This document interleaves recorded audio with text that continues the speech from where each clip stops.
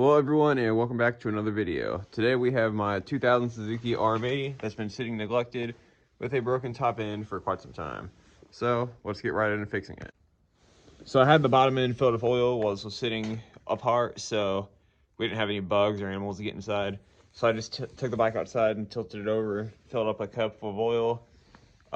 Probably still a good amount left down in there, but I think it'll still run. It's just going to smoke like a freight train at first when I first get it rebuilt.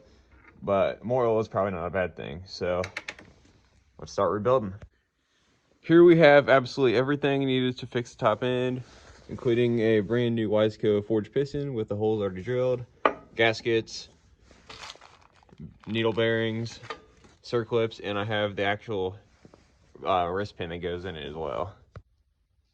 So I have all the old parts on the left of the top end and the new parts on the right, and you can see just how burnt up that bearing was compared to the new bearing. That wrist pin was also pretty burnt compared to the new one. You can see all sorts of wear marks on it, and it's got the rainbow coloring. So yeah, it's just a good thing it's getting all new parts. So the piston is out, and we can see that the point of failure was the exhaust bridge getting hot and the ring welding itself to the piston. But just another point of failure, that piston was starting to crack right there. That's a big crack inside the piston, and that whole skirt could have came off. So it was really close to having a pretty catastrophic failure. Power valve's already been entirely taken apart, cleaned, and re-greased. So I think we're ready to start working on this. First things first, I'm gonna go ahead and pull the circlips out of the side of the piston and pull that old Namura piece of crap out. Okay, piston is all installed in here. Circlips are on. It's looking pretty good. So I'm gonna oil this up, put the gasket on, slide the cylinder over, put on the head, and it should be good to go.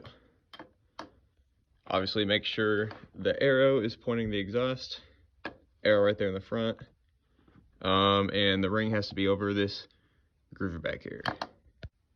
Okay, cylinder and head on, nice shiny piston in there, spins over nice and smooth. Got plenty of compression. I'll put my finger over the spark plug hole. So I'm going to install a spark plug and put this cooling hose on and see if it won't fire up for us. Cylinder's on, spark plug's in, exhaust pipe's on, gas is on, choke is on, and we'll see what we got here.